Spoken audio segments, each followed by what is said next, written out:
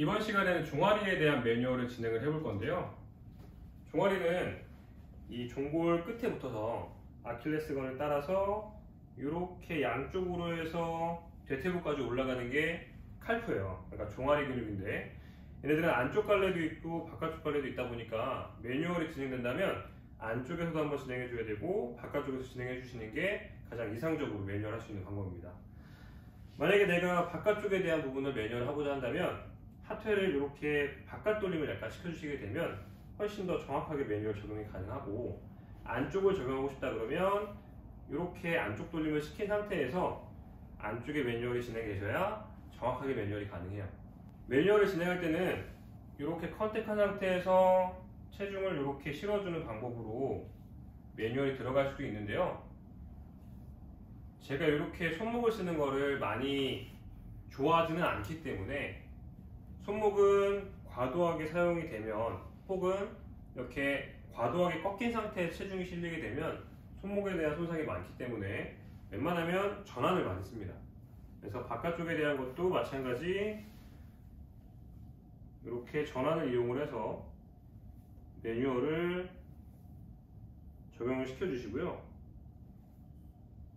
그 다음에 안쪽도 마찬가지, 이렇게 매뉴얼을 진행을 시켜주시면 됩니다.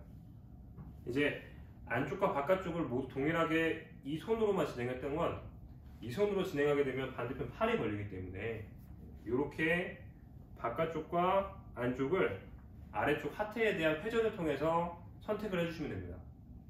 여기서 조금 더 액티브하거나 조금 더 강하게 자극을 주고 싶다고 한다면 발목에 대한 움직임을 조절시킬 수가 있는데, 얘네들을 도시플렉션을 시키게 되면 이 칼프에 대한 것들을 훨씬 더 많이 늘릴 수가 있어요. 그래서 전환으로 바깥쪽 갈래를 고정시킨 상태에서 발목을, 무릎을 이용을 해서 도시플렉션을 시켜줍니다.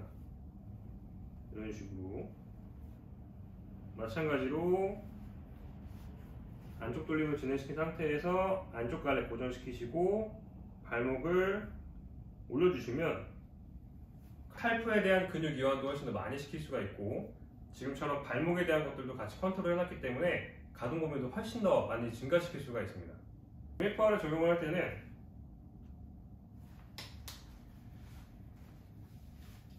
충분히 도포해 주시고, 매뉴얼 적용할 때 주먹을 이용을 해서 이렇게 많이 아프구나 너. 이렇게 압박을 시키면서 상부 쪽으로 밀어주시는 거예요. 마찬가지로 안쪽도 돌려놓은 상태에서 이렇게 올려주시는데, 이때는 주먹을 이용하는 이유는 주먹을 썼을 때 손목에 대해서 꺾이거나 하지 않기 때문에 충분히 무리가 되지 않아서 이걸로 진행을 했고요. 만약에 내 손목이 그래도 불편하다 그러면 이 상태에서 전환을 대고 그대로 밀어주시면 됩니다. 마찬가지로 내가 좀 더 자극을 좀 많이 주고 싶다고 한다면 MFR을 적용시키는 동시에 발목을 도시플렉션을 만들어 주면 훨씬 더 액티브하게 많이 들어갈 수가 있겠죠. 마찬가지로 환자분한테 스스로 발목을 들어 올려 달라고 말씀을 하시면 액티브하게 매뉴얼이 적용될 수가 있습니다. 또한 이 칼프라는 거는 이 끝에 갈래들이 이 대퇴부 쪽으로 들어가거든요. 그래서 햄스트링이 내려오는 공간에 요 속으로 들어가다 보니까, 자 보시면 햄스트링이 이렇게 내려가고 칼프가 이렇게 들어가서 안쪽에 붙어요. 그래서 얘네들을 더 많은 이완을 시키고 싶다고 한다면 손가락을 이 안쪽에 집어넣어 주셔야 됩니다.